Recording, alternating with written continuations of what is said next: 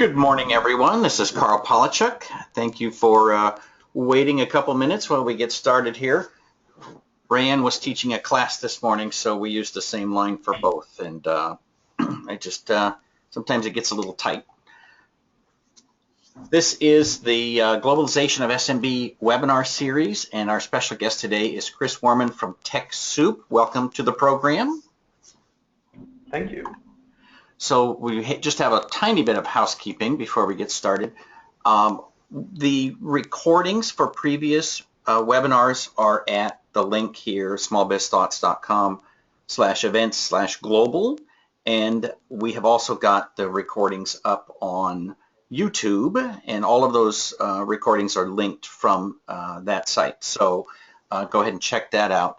I would also encourage you to check out our other videos on YouTube. We have a whole channel there, and try to be entertaining and educational there. And this will be the last of these webinars. I am going to Australia at the end of July, so I will be skipping that one, and then I may or may not do one in August. So at least for now, this will be the last one until at least August. So, but anyway, I encourage you to tune in and just stay on my mailing list, and you'll have no problem keeping up with what we're doing.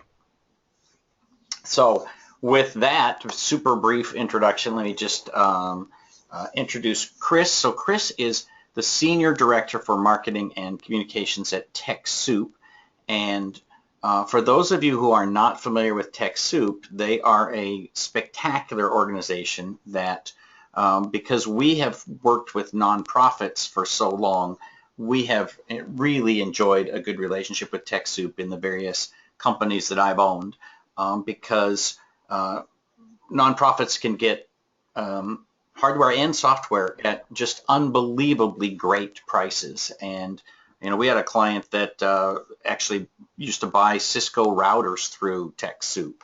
So, you know, it's not just Microsoft licensing, which is what I think a lot of people think of.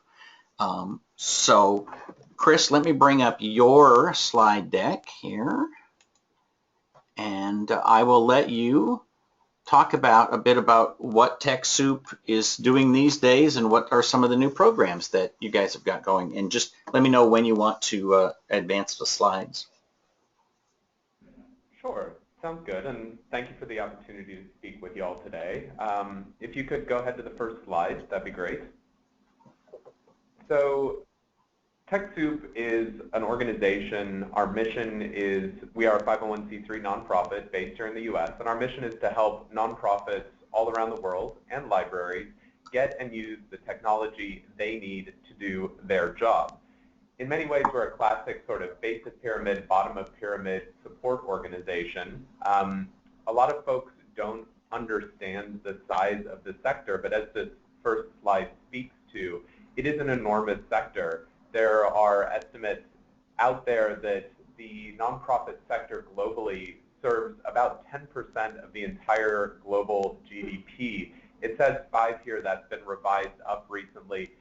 Part of the issue is that nobody really knows, because a lot of the nonprofits out there are tiny little, as we say in the US, shoebox nonprofits that may not even have to register taxes because they're so small. That's part of the work that TechSoup is doing every day, trying to aggregate the nonprofit marketplace so that we can support them and their technology needs. If you could go to the next slide.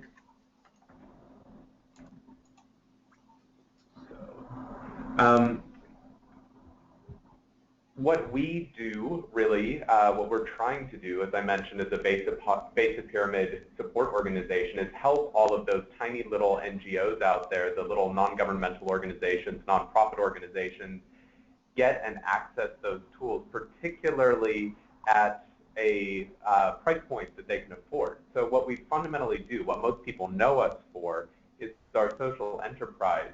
You mentioned Microsoft and Cisco. We manage an online marketplace, not unlike an Amazon.com, specifically populated with tech products that have been donated by our donor partners. So on one side of the marketplace, we have 105 corporations, mostly names that you would all be very familiar with, Cisco, Microsoft, Adobe, Symantec, et cetera, but also lots of smaller, very sector-specific support organizations, people like GrantStation that help nonprofits manage grants, accountancy software that may be only specific to the Czech Republic, for instance. So a lot of very particular and unique tools for the sector. And on the other side, we've worked with now nearly 700,000 organizations in 125 countries.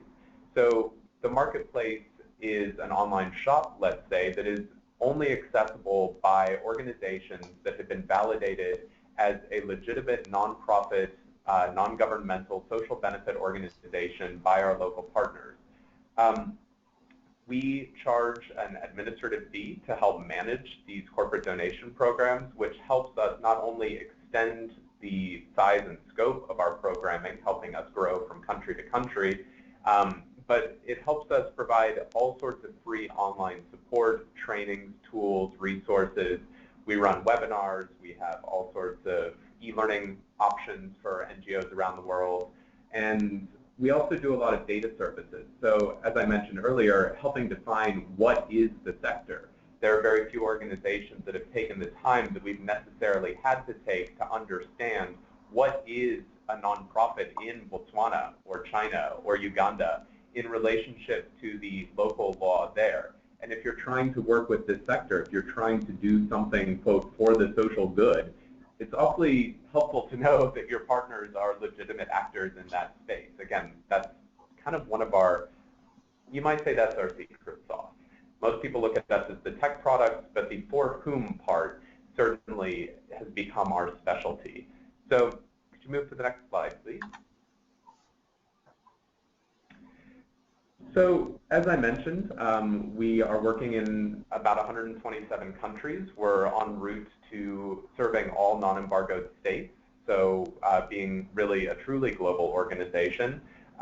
We do that through local partner NGOs. We have offices here in San Francisco, Warsaw, London, and individuals who work for us in South Africa, Kenya, and across Southeast Asia. But in every country where we work, we have a local organization that actually helps us understand the nonprofit sector in that country. I started the one in Romania back in 2009, but most of our partners have been around for quite a while serving their particular geographies. Next slide, please. Just speaking to that again, our network, this is a little bit about the marketplace itself. On one side, we have NGOs, the non-governmental organizations, the nonprofit organizations, and libraries. We've got our network helping us understand and define the space, and then we have the corporate and foundation partners on the other side who help, let's say, populate the marketplace with their products and services. Could go on, I guess. A little bit more about who we are and our mission, the size and reach. I think something that I'm particularly proud of with TechSoup and the social enterprise space is that we're kind of a case study in when you have a particular social benefit business model, so call it a lot of people are calling them social businesses or social enterprises or B Corps. When it works, it can really scale. And starting in 1987, when TechSoup was initially founded as Compumenter and focused on linking IT talent to the nonprofit sector, through today when we're a much more holistic capacity building support organization for the sector, we've scaled on the back of this pretty fantastic enterprise model that, again, fairly unique. It's been interesting trying to figure out who people like us have been that have really become a truly global enterprise in social service. So, the next slide, please. A little bit in terms of how other people might know us, TechSoup.org is our main website. So this is our main online platform where you can go check out the technology and products, services, education. We've got a global tweet chat going right now with the UN Foundation, literally as we speak. All of that kind of represents in TechSoup.org. We have NGO Source, which is an interesting program that we started a couple of years ago to help the foundation sector in the same way that we help the corporate sector. It's not easy, post 9/11 and the Patriot Act laws, for a foundation in the United States to get funding out of the United States. There were certainly concerns post 9/11 that money from the U.S. foundation sector might be invested in ways that might support actions against the United States abroad. And so the barriers to understanding and validating who the foundation sector was serving became pretty high through the Patriot Act. TechSoup has been helping foundations negotiate that, using our validation service as a baseline in that work. And as of last year, we've now been running NGO Source for 2 years, helping the foundations connect with NGOs abroad. We've supported about $50 million of grant making to nonprofits around the world at a cost that, similar to our tech model, our kind of tech donation models, makes it much easier, particularly for smaller foundations, to engage. Fundamentally, if you needed to move a grant, say you wanted to make a $10,000 grant in Uganda from a foundation in Nebraska to support something wonderful going on in local development, it would cost you $5,000 to $7,000 in legal fees to do it. With our validation services and some support that we've received from the IRS and Treasury and a few other U.S. government departments, their understanding of our services, we can deliver that same service for on the order of $250. If you, again, needed to move $10,000 and had to spend $7,000 to do it, you just wouldn't. Now, if you want to move $10,000 and it's $250 to meet the legal requirements, certainly something that's much more appealing. So that's what NGO Source does. Similar model, but for the foundation sector. NGOK is a third-party validation service. That's essentially what underwrites our partnership with Google. If you go to Google for Nonprofits in most countries around the world, you're actually working with TechSoup. We're ensuring to Google that the NGOs requesting Google Apps are actually real NGOs. So it's kind of a lookup service. GuideStar is a mapping and data information service. Caravan Studios is our in-house app studio. They're building a lot of really fantastic applications for the sector. So rolling up all of the knowledge that we've gained over the nearly 30 years that we've been working with nonprofits to build apps specifically for the sector. And Net Squared helps us bring together local communities of people who are interested in supporting nonprofits with their tech skills. So we've got a lot of, we've got 50 countries or 50 cities around the world where we run monthly meetups. A lot of tech consultants who are interested in the space meet nonprofits at those meetups. So next slide, please. A couple of numbers that I've spoken to along the way. Certainly, TechSoup has developed a very large channel in the space. We do have a lot of subscribers to our newsletters, a lot of visitors to our site. Something that we're particularly proud of is that through our tech donation program, we've delivered more than $5 billion in tech products and grants to nonprofits around the world, and that's now passing $1 billion a year. So our growth is accelerating, which is pretty exciting. Next slide, please. Something that I think is particularly interesting to this group is that we're going to start sharing our marketplace through some, particularly with consultants, through something called our Consultants Registry. In the US alone, we serve 220,000 nonprofits, many of whom are medium-sized organizations, $2.5 to $5 million, meaning for us, when we say medium-sized, one of the things that we know about that group is that they often aren't quite large enough to have in-house IT support. They definitely need folks who can support them in accessing and implementing the best tech for their mission. And so to help facilitate that process, we're going to open our Consultants Registry this fall, sometime along the September timeframe, which will allow organizations or consultants and consulting firms who are interested in supporting the sector to create a profile. They will need recommendations from nonprofits they've worked with to help improve their standings, and as a listing, hopefully get more business for themselves and more support to the sector. Like everything we do, it's going to be a trust-based space, so that's hence my statement that you'll need recommendations. It won't be a completely open community. We will validate the consultants in the same way that we validate the nonprofits. Last slide. A couple of ways to connect. Certainly check out our website. There's a lot of information there. You can follow us on social, see the sorts of things we chat about. And I think at that point, I'll take a deep breath, stop talking, and we'll get into the conversation. All righty. Well, if anybody has any questions, go ahead and either type them into the question box, or you can raise your hand and I'll open your microphone. I want to start with a discussion about the Net Squared.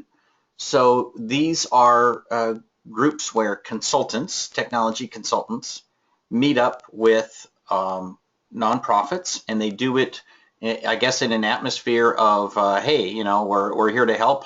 And is there education, or what do they do at these meetings? Sure. So they're facilitated bar camps. Bar camp was this methodology that many of you probably remember was popular a few years ago, basically predicated along the lines of getting the right people in the right place over a beer makes it the right time. Right. And we used to get people together literally in bars. It often still happens in bars. There tends to be a topic, a kickoff discussion. Some of these groups are quite large. The one in DC, Washington, DC, for instance, I think has 1,400 members. They host regular conference-sized events as well as these local meetups. There's a topic, you know, let's say it's GIS for, you know, GIS as applied to social good. Particular data topics as applied to social good, cloud services as applied to social good. It's always about the intersection of technology and social good. So you've got nonprofits in the room and technologists in the room. They kick off the discussion. Usually there's a guest speaker. After that, it's just kind of meeting and mingling and talking, and a good way to build a network. Right. And is that through meetup.com? We do use Meetup for that, yes. So you can find all of our NetSquared communities on Meetup, and we've just re-released netsquared.org. So netsquared.org will also help you find where they are and the next local events. It even has a very pretty map, so you can click through. And is it NetSquared spelled out, or is it net2.org? It is NetSquared spelled out. Okay. .org. So very good. So that's kind of cool. So I absolutely, you know, want to look into that. And if there's not one in Sacramento, I might see about helping start one up here. That would be fantastic. So, and then Rich asks probably the question on everybody's mind, which is, when exactly does that consultant registry start up? You said September, and then how do we get on a list to make sure we don't miss that? Sure. So the easiest way to get on that list is to email the lovely Lee. I asked her on the way in here, actually, what the easiest way to get on the list was, and she said, email me. Her name is Annie Dizon. She's based here in San Francisco. Her email is Annie, A-N-N-I-E, at TechSoupGlobal.org. And I can share that with you. I guess I could put it in the chat box, and you can certainly put it out there afterwards to the entire group. Yeah, we'll post it underneath the podcast as well. So, super. Very cool. So tell me about on the global side of things. Is it still the case that you have trouble with, you know, in other countries, people not believing that you're real, or not thinking that this is a legitimate way of moving funds around? I mean, I understand in the U.S. with regard to our laws, but I think a lot of other countries have so many different factions going on that it would be hard to go in and be taken seriously. You know, it certainly was. When I started TechSoup in Romania, we put up the website and we started online marketing. We certainly went through all the traditional ways that everyone would expect you would communicate in lead generation to build up our marketplace. And there were a decent number of early adopters, but there was that moment of scratching our heads and wondering why everyone wasn't running in the door. This is a unique offer. There is no better offer. Why aren't they lining up? But as I started going around to talk to nonprofits, and I go to conferences and events and share the news about TechSoup, people had heard about us, but they looked at that emailing or that banner that they saw and said, huh, 4% of fair market value? Are you crazy? That's got to be a scam. Right. And so the minute they heard about us, the minute they met myself or any one of my colleagues, they said, wow, that's real? I'm totally signing up today. Thank you. Yes. Okay. So there was a trust issue there, and it's understandable. Things that look too good to be true often are, right?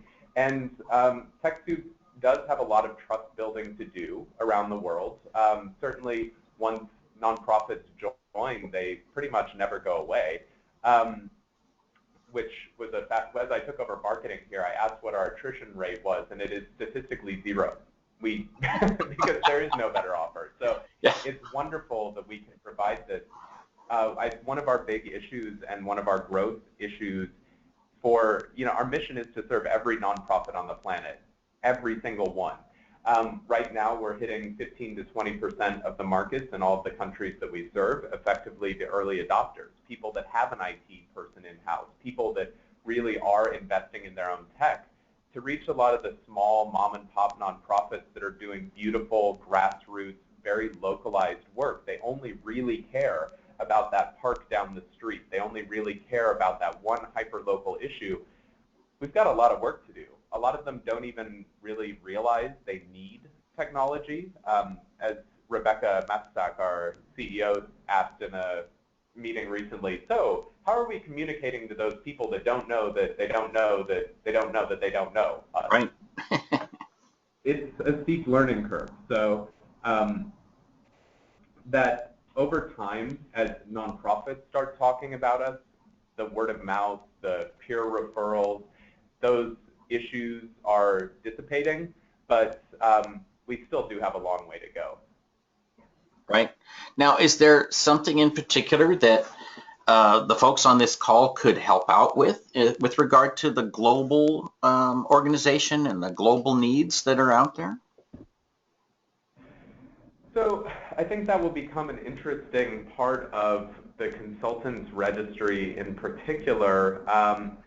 If you do have clients, if you do work with people who have a global, let's say, footprint or representation, it's good to know. It's good for them to know that we are supporting tech in the countries that they serve. So we work with everyone from the major organizations like Save the Children, who are all over the planet, to much smaller organizations that may be registered in the US but happen to have their primary operation at an orphanage in Mexico, that sort of scenario. We can definitely help organizations that are based here and working internationally. We can support organizations who are solely international. Any time that your constituency would do us the honor of sharing the news about TechSoup, that'd be fantastic. Again, helping.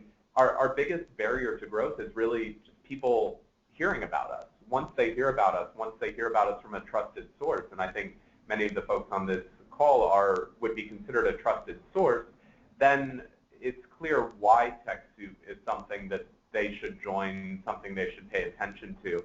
So certainly getting out the word, fantastic. And if there are ways in which we can help you do that, certainly let me know. Happy to help get the news out there. I think it's interesting to me to help my own staff understand sometimes that the cost savings that we provide to the sector are so important to the daily operations of organizations out there, particularly in countries where there's a very high rate of piracy. A lot of organizations around the world do pirate their technology because they don't think they have another choice.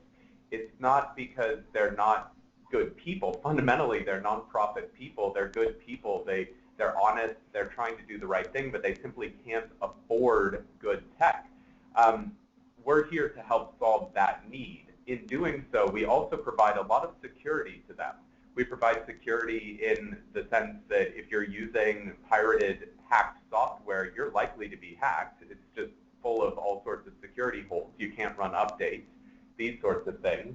But also the potential risk of getting shut down because you're using pirated software, and then there goes a wonderful local social service.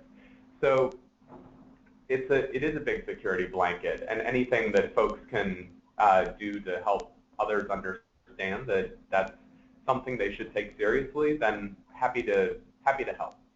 Right. Now, you mentioned that there are some things you distribute, for example, software that's specific to the Czech Republic or something like that. How do those folks get connected with you to figure out, like, oh, here's a way that we could distribute this? And, you know, I mean, do you go to software vendors in other countries and say, you should sign up with us? Sure. So when I was in Romania, for instance, I brought on a now global donor called Bitdefender. Bitdefender may be familiar to many of the folks on this call. It's rated it's one of the highest rated security solutions. So endpoint security, antivirus, they do mobile security, all these sorts of good things. They came out of Romania, I want to say a little more than a decade ago. In Europe, they're very understood, they're very common, less so outside of Europe. And I was excited to talk to their CEO to see if he might like to join TechSoup to start supporting the third sector, to support nonprofits and NGOs around the world, and effectively become the first Romanian corporation to become a global giver. It took a couple of meetings, but in the end, he very much has joined. And for them, it's a really interesting way to raise their profile outside of the country, to raise their profile in the US, to raise their profile in South America, other places where they may not be as well understood. It's a way to gain a foothold and start generating some traffic to the rest of their solutions. So there's an appeal there to small local startups in particular. In that case, it wasn't necessarily a startup, but let's say a growing young business, to look at us as a global platform, a global partner for their corporate social responsibility in particular. So a lot of organizations are interested in having that philanthropic angle. It's very hard for them to do that in a scalable way, and we can provide an outlet. If they're a software provider in particular, licenses, donating licenses is not, that's not particularly difficult in the technical sense. It's difficult in knowing who you're donating them to and having a clear and transparent kind of value chain from donation to the social impact in the local community somewhere. We can help do that. Hardware is a little bit harder, of course, because you're dealing with shipping, international laws around that, actual costs of moving a product from one place to another, the real cost of any piece of equipment. Cisco's been our main hardware partner for a long time, and they've really committed to absorbing those costs. So really a fantastic philanthropic move on their part. That's cool. So the with the software, do these manufacturers, do they have a limit where they say you can have 100,000 licenses, or do they just distribute it as much as you want and give them reports about who's getting it? Oh, they all have limits, which makes it a very fascinating and complex problem. We've just finished a pretty exciting project that we're calling our global eligibility engine, which is what will help us be a truly global organization. And to give you a sense of the complexity of that, every country on the planet has a slightly different legal definition of what is a nonprofit, non-governmental organization, which is backed up by a particular set of documentation. So that's one side of the marketplace. On the other side of the marketplace, we have all of our corporate partners who, while many of them are completely open to the type of organization they serve, not all are. So some maybe don't support libraries, some might not support sports organizations. Some of them may have different opinions on the size of organization they're willing to support. So creating the backend to do the matching for that has been a fantastic data challenge, and something that I'm really happy we've just wrapped up so that we can help facilitate that matchmaking process much more quickly across the world. Yeah, it gets complex. Right. Well, in the U.S., you didn't used to be able to support churches, and now churches can participate. So I know that that's a change. It used to be, I think, that you had to be 501c3, but now it's broader. There are other categories, other 501 categories, I assume? There are. With churches, we don't support all churches. They have to have an EIN, an employee identification number, registered with the IRS that would indicate that they're a nonprofit entity. So we are able to serve roughly 100,000 of the 400,000 churches in the United States right now. So not all of them. It still does come down pretty much on the nonprofit side of the spectrum, but it has grown in scope to include that type of religious organization and libraries.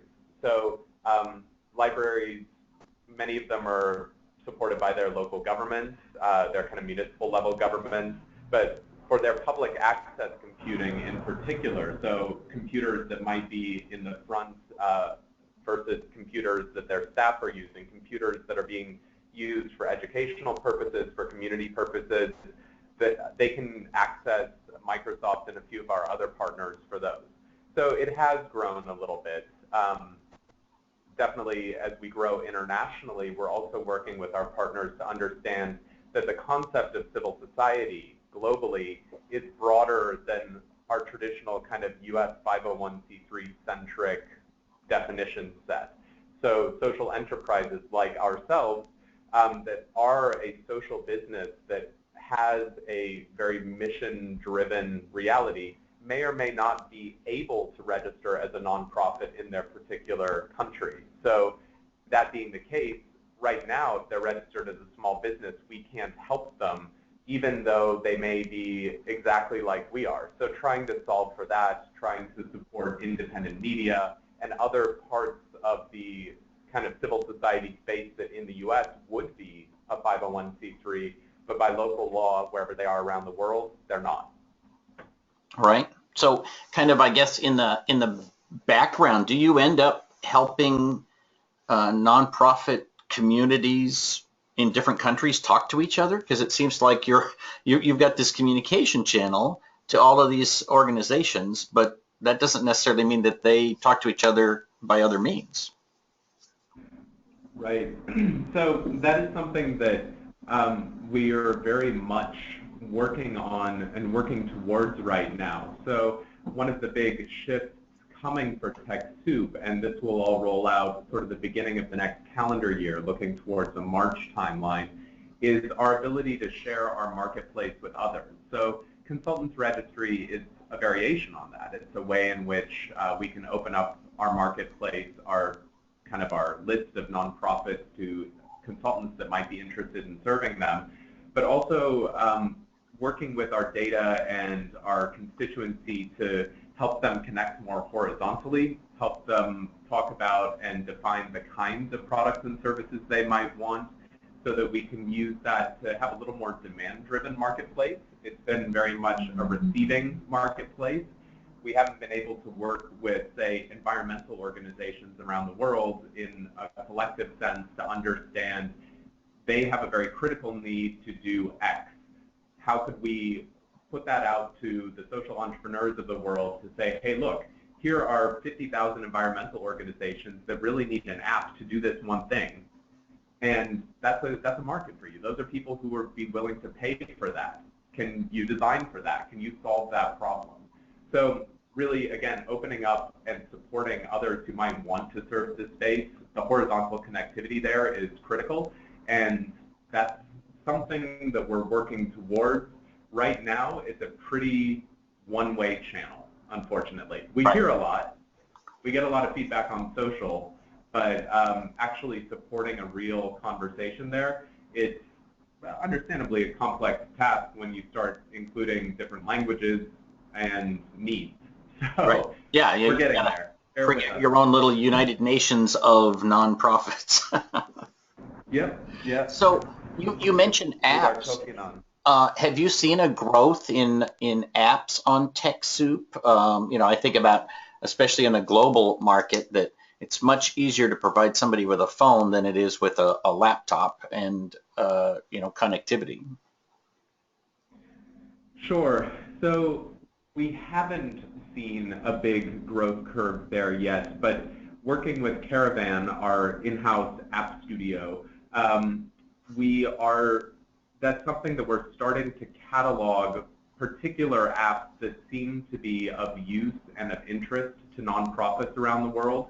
And in the next couple of months there, we'll start really communicating and in a way promoting particular apps that are seeing widespread adoption, that are seem to be very useful at solving particular social problems. We haven't necessarily started selling apps. That's not something that we've really gotten into. It's something that we may in particular cases. It's something that Caravan Studios, our own app house, is working on. So essentially designing white label apps that could have some value. We'll take the initial investment to set up an app that might serve, say, women's shelters, assuming this is something that women's shelters work with us to define as necessary and useful, and then white label that out for them to support their fundraising initiatives, their connections between each other, what have you. So we're looking at the app space, certainly focused on that because you're absolutely right. The world it's kind of passé to say the world is going mobile. The world has gone mobile, and the ubiquity of smartphones is driving a lot of the future of the sector itself. So for us to understand that and engage with that is pretty front of mind. We don't have any easy answers yet. If anyone has great ideas, feel free to shoot them my way. Yeah, any app developers on here, go ahead and get engaged. So, well, that's very cool. And are you finding it easier or more difficult to communicate with the global community as politics changes? Because, I can pretty much ignore politics in the United States, like all the way across the whole country. I can ignore it in my business. But if I cross boundaries, then I can no longer ignore the politics just of two countries. Sure, it is very tricky, and one of the most pressing issues in the space right now, in the nonprofit space, is the discussion that's being labeled as the closing space discussion, which is governments understanding that truly democratic processes through this thing we call civil society, through this thing that we call the nonprofit sector, can be threatening to power structures. Big surprise. I think most of us saw that one coming. Right. But it certainly makes governments in some countries very uncomfortable. So they are legislating against nonprofits. They are starting to, we've certainly seen very high-profile examples of this in Russia, where with the Foreign Agent Act, the Putin government was going after nonprofits that it considered to be raising political voice that wasn't in line with its own agenda, shutting them down. We've seen things in places like Bosnia. One of the more creative backlashes that I've seen recently was the Bosnian government earlier this year defining online space as the same as public space.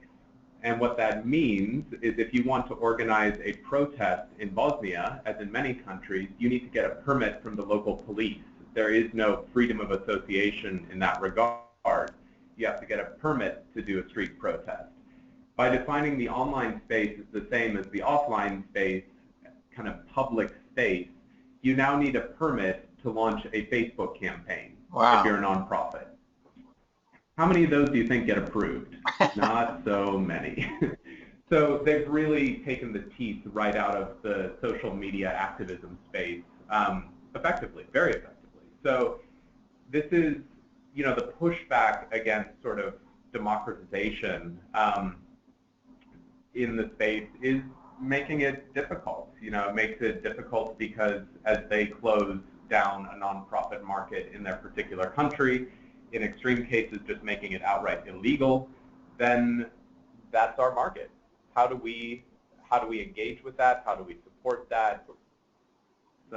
Yeah, it's tricky and it's moving quickly, unfortunately. Yeah, it's interesting because I think a lot of governments were blindsided by social media and the internet, and they were like, oh my God, there's nothing you can do about it because it's everywhere and it's instantaneous. But like the example you just gave, they're slowly figuring out how to squish it, and it makes it sort of seem like maybe the internet's a little less open than it was 10 years ago. Absolutely, and it really is a critical issue. People's ability to come together to voice concerns, be it consumer rights, be it any kind of human right, was accelerated very much. To your point, it was everywhere all of a sudden with social media, providing this space where many folks realized, maybe for the first time, that that thing they were angry about, they weren't the only person angry about that. Suddenly there were thousands of people angry about that. In some cases, it certainly sparked revolutions. Understandable, governments get a little antsy about that. However, it's removing that right to dialogue, that right to communicate, has pushed me into the camp of where a few years ago when people started saying the internet is a fundamental human right, access to the internet should be a fundamental human right up there with any of the other UN-sanctioned human rights, I wasn't really with them. I've come around a little bit since then, having seen how critical it is to the interplay between citizens and governments and the very essence of what it means to be a democracy. Yeah, I'm rather concerned with these movements, and we're certainly trying to understand how we support them. Right. Well, I mean, the whole point of me putting on these webinars is that I believe that the world is becoming much flatter and much smaller than it ever has, and we can let that take its own shape, or we can choose to participate and help create what it will become. And it used to be that it was just really, really, really big organizations that got to participate on the global stage, but that isn't the case anymore. And SMB, small and medium business, really needs to see the global community as their market. I mean, you know, even me, and I know a lot of the people on this call, I can name some of the people on this call who have outsourced work to other countries because that makes the most sense. That's where you can get the best, you know, bang for your buck. That's where, you know, you can create a community just by doing business with people in other countries. And, you know, it's I believe that that's the future, and I don't think there's any way back. So the only question is, are you going to let it happen, or are you going to help make it happen? And so I appreciate the work that you do, and all the people at TechSoup. I'm really glad that you've got this. I didn't even know about it until this year, that you had such a global program going. I think it's awesome. Thanks. I agree. Of course you do. So when did you start the organization in Romania? How long ago was that? 2009. Okay. So I'd gone to Romania. I'd worked in the U.S. for a few years. I grew up internationally, worked in the U.S. for a couple of years after university, and then joined Peace Corps and landed in Romania. You don't really get to choose. They just send you somewhere. So started doing community, particularly environmental development in villages in the Carpathians, which was just lovely. I got to do all sorts of exciting work in local economic development. And then it was right as the U.S. was leaving Romania because the EU was coming in funding terms. And nonprofits really wanted to find out how to do, in particular, how to do fundraising, which was a lot of my background. So I ended up starting the first community foundation in the country and building a few more. And as that grew, I needed tech support and reached out to TechSoup, and they said, we're not in Romania yet, but maybe you can help. And so, yeah, started in 2009, and I fall into the category of serial social entrepreneur. When something exciting like that comes along, I can't seem to stop myself. So That's very cool. So is that about the time frame when TechSoup started reaching out globally, or had they been doing it for a while? our first global office, our first global partnership was in 2006. And since then, yes, we've grown to that 120 plus country scope. So it's been growing very, very fast. Wow. Microsoft has very much opened the way, Microsoft and Cisco in particular, and then other donors have come along rapidly. At this point, we're launching Google for Nonprofits in about 10 countries a month, so they're coming along very, very quickly, and others are joining as well.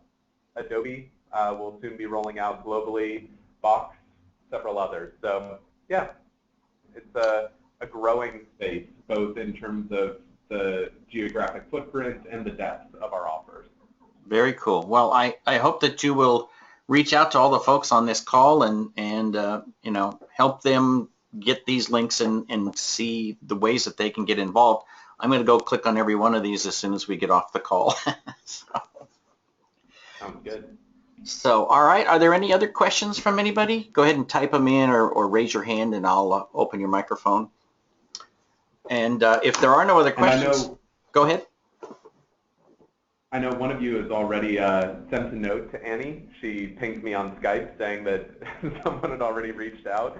So if you're interested in following this, the consultants registry and all of this type of work, check out netsquared.org. I think that's a natural fit.